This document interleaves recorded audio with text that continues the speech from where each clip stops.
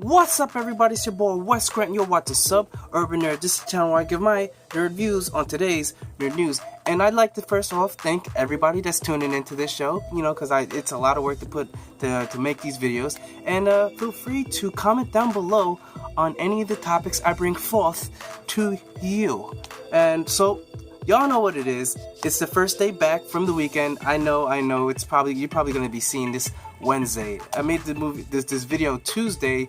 I didn't do it on Monday, doing a lot of things. And then I saw Avengers, Infinity Wars a second time, D-Box, you know, where those seats moving back and forth, whatever. The people I brought didn't quite like the theater that much. The seats were cool, but yeah, I'll admit the theater is not up to par as far as the regular luxury theaters I see. In fact, it looks kind of like a school cafeteria inside with the doors and the cushions, whatever. But regardless of the fact, like I said, I saw it, and Thanos was all in his glory.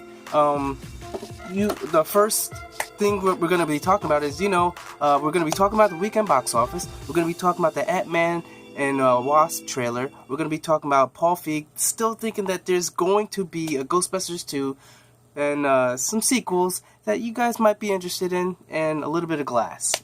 Y'all know what I'm talking about once I get to that. Well, first off, the box office. I'll start it off like this. Coming in at number 1, it is The Avengers Infinity War! And it is coming in at $258 million, making it the number 1 movie box office weekend opening of all time, beating out Force Awakens that was at $248 million. This beats it at $258 million. Now we can all rest assured that Disney's still making money no matter what because they own both the rights. So, yeah, there was no really competition. It's Disney owning Disney. It's like if you had both your kids go out to, go for a championship or something like that. Oh, that one won. And then, the other one wins the next year. It don't matter. They're both your kids. You're still the best damn parent in the world. But, yeah, so $258 million. And then across overseas, they made $353 million, bringing the total to $641 million. You know how epic that is? That's so epic. Why? Because DC's Justice League did $650 million in its whole 12-week run. Avengers did 641 in 3 effing days. Well, actually, no. Because movies are opening up a whole lot earlier. But you can say the same thing for Force Awakens. I think that will open up on Friday. It's either early Thursday, maybe Wednesday. But regardless of the fact, they counted the 3 days. And in the 3 days, this is what happened. They won that money. And, yeah, they killed it. I mean, I'm not trying to put too much shade on, DC. But, hey, dog, when another movie comes out and makes everything that... Justice League should have been making like $1 billion. But, hey, it's all DC. Hopefully, like I said... Hopefully they get back on their feet and they do better. But, like I said, Avengers 258, and that's what's happening. In second place, we still had A Quiet Place. Still make a little bit of money. Nowhere near it, but at $11 million, which is pretty damn good for, I forget, maybe it's like its 3rd, 4th week, probably. But, yeah, like I said, if you want to see my review for Infinity War, check out this, actually. And if you want to see my review for A Quiet Place, which it's okay, but I think it's a little bit overhyped. Check out the, review right there. Next, in 3rd place, we've got I Feel Pretty with, what's that? Amy Schumer. Amy Schumer, the I Feel Pretty, she gets hit on the head, and then she thinks she's a supermodel. Yeah, that made $8.1 million. And in 4th place, we got Rampage, making, with The Rock and a giant gorilla or whatever, making $7.2 million. But, y'all know, I gotta say this. I predicted this last week. I predicted that Black Panther would be back in the top 5. I said that. You know why? Because I knew it. I knew people was going to be seeing Black Panther right before you see Infinity Wars. It was just a given. I knew it. I was right. People weren't even speculating this thing. Oh, maybe they were, but I don't know. I didn't hear anything. But I knew that it was going to get back up there because I believed in the Black Panther. Wakanda! So they made $4.7 million. Not a lot, but enough to get them into the top 5 again. And it's, I forget, like maybe it's actually this last week, I think, because the DVD comes out, was it next week or something like that? So we'll see what's going on with that. But that's the end of the weekend box office review. We're going to be talking about the Ant-Man and Wasp trailer. And this trailer was kind of good. It was fire. It had a lot of things. It showed a lot more of, Hank Pym. Was it Hank Pym? Or Scott Lang, whatever the guy's name. I can't remember at the top of my head right now. There's a lot of things going on. But, him, the Ant-Man, growing big and doing stuff and riding aside on a trailer truck or whatever. And then kicking over, like, other trucks. It was really fun. But, the Wasp. This was her trailer to shine, because she was badass. She's like a ninja. She's like a ninja that can shrink down and get bigger. Like, she was pulling out some crazy moves. The fight choreography that they got for this chick is just bananas. It don't seem real. It seems like something like Deadpool would do, because flipping, jumping out of windows, kicking into windows, just like, I don't know what's going on in this movie, but it looks fun. Definitely gonna see it. The one thing that was kind of crazy was the ant playing drums. Took me out of it a little. I'm like, what's going on here? Is this? I mean, I understand it's sort of a comedy, but once you get ants playing drums, that's what they call a little bit of jumping the shark. But I still think it's going to be pretty good, no matter what. I'm still looking forward to the Ant-Man and Wasp movie when it comes out.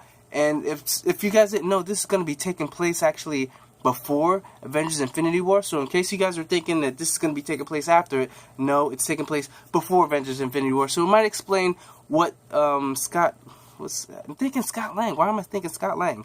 That might be his name. But that's why he has not been in the Avengers Infinity Wars. So we'll see how that goes out. We'll see how this movie goes. And like I said, you've got this one, then you got Captain Marvel the next year. So, hey, what's going on? Hopefully it's good. Next in the nerd news, we've got Kevin Feige says he's got a plan. And the plan he's got is going to be from now into the next 7 years, until actually 2024 or 2025. But he didn't say too much information, but he pretty much said that he's got things planned out. They're kind of working out, but that's what Marvel does. When Marvel made the layout for the not even just Avengers, for the layout for the movies in general, they had the Thor Ragnarok planned out. They had Inhumans on that didn't work out. They got rid of that. I mean, they sort of did have it in movie theaters, but that was in the MCU whatsoever. I don't even think they're going to be counting that as actual lore. I think they're retconning it like it never happened. But you have all these movies. You had the Guardians of the Galaxy. You had the Iron Man 3 or whatever. You had the Thor. You had like all these movies. So like they had the next 10 movies laid out. And I'm pretty sure that's what they're going to do for the next phase, which I believe is going to be phase 4. Which it's going to be kicked off with Spiderman Homecoming 2, which isn't the official name. That's just what everyone's been calling it. So, Kevin Feige, Lord and Savior, like, it's amazing what he did. Infinity War, by all means, should not have worked with any other studio. But with him, he had the foresight. He planned this out for 10 years. 10 years, this is what it took. And it came out great. Like I said, I saw it a second time. And even second time, it's just so fun watching. I'll probably see it a third time, because I've got other friends that didn't see it that are going to probably want to see it with me. And I'm definitely going to see it with them. So we've got, like I said, and mysteriously, they still don't have the title for Avengers 4. They're just calling it Avengers 4. I don't know what the title would be to spill the beans, because Infinity Wars, this is more like a Thanos War, because that movie was all about Thanos. Like I said, I already put it in my in a little notation. If you guys wanted to check out my review, I liked it. I have it's actually a view of non-spoiler in the beginning, and then at 15:05 it goes into spoiler territory. So if you want to check it out, just look down in the videos down below, or maybe it'll be at the end of this video. So next we've got DC news. We got Aquaman footage was screened at CinemaCon. CinemaCon happened over the weekend. I believe it's in either Las Vegas or San Francisco, but I believe it's in Las Vegas. But yeah, CinemaCon's James Wan showed it, because he was saying that he didn't want to show anything until it's good, because the water the water effects, whatever, it's underwater. I can understand how it's really hard for them to show that. So he didn't want to show trailers or anything until he felt it was right. So apparently he showed it off, and people are loving it. I don't know what it is. I didn't get to see it. I don't know. I was trying to look online. I couldn't find like really anything, but apparently they showcased it, and yeah, he said that he's trying to make this like one of those old school action adventure movies, like Indiana Jones, or like these movies where like they go from set piece to set piece to set piece, where it's just a lot going on, and you just follow this person on his journey through all these different environments. And I believe that's what he said he wants to do with, or that's what he's doing with the Aquaman movie, which has got me really excited. Hopefully it turns out good, because DC has a really bad track record. But with James Wan, he made Avengers Fate of the 8 turn out good when Paul Walker died. He somehow made that movie work with a dead man. So if there's anyone that could bring life to the DC, it is this man, James Wan, because he just, whatever he touches, he just knows how to do it. The Conjuring franchise, that's James Wan. The Fate of the Furious 8 or whatever, like, that was James Wan. And just from, like, it was going good before that, but hey, I think he can do great.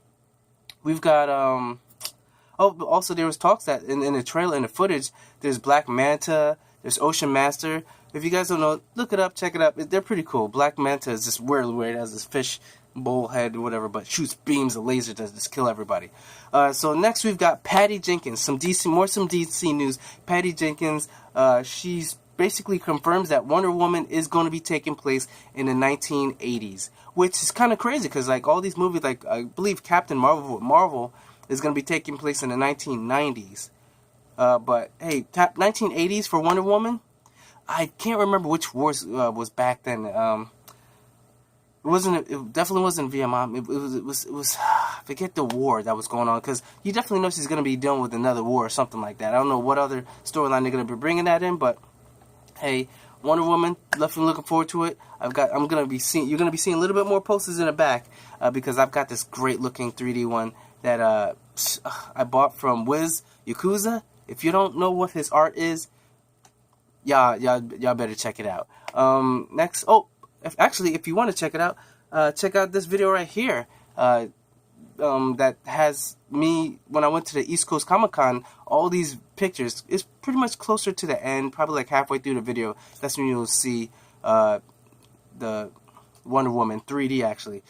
And that's pretty much it. Next in the news, we've got Paul Feig, basically the guy that directed the new Ghostbusters. That it succeeded and failed in a lot of ways.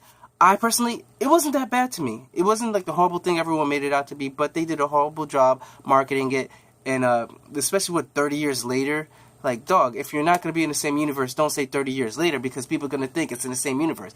I think what they should have did was have it in the same universe and just have the original Ghostbusters too old. And then the ones that are going to take up the mantle aren't guys, it's females. And then they just hand it off like that. That would have been a better way to do it, instead of basically saying this is a whole nother universe. These are the original Ghostbusters, and then having cameos of the original Ghostbusters in it. Like don't even tease us like that. Just do it brand new. Don't have them in there.